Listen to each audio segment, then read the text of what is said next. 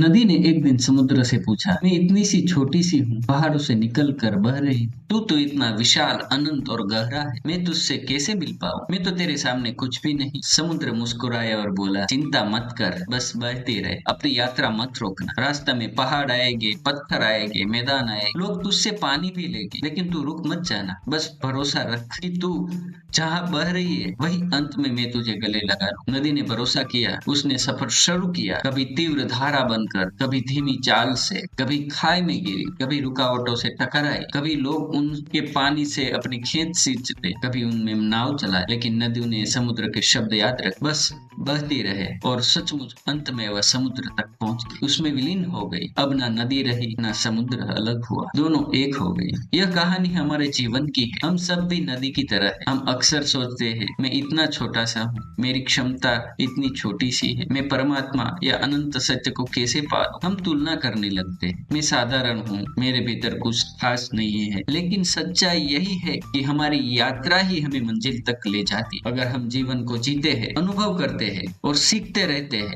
गिरकर उठते रहते हैं, धीरे धीरे हम भी उस समुद्र की ओर जाने लगते। वह समुद्र है अनंत सत्य। वह समस्या कि हम बीच रास्ते में रुक जाते, कभी डर के कारण, कभी संदेह के कारण। हम सोचते हैं कि मंजिल बहुत दूर है और यही सोच हमें थका देती। लेकिन अगर नदी की तरह भरोसा रख ले कि बस बहना है, चलना है, तो मंजिल स्वयं आकर गले लगा ले। हम छोटे हैं या बड़े, ये प्रश्न नहीं है। प्रश्न ये है कि हम कितने साहस के साथ डटे रहे।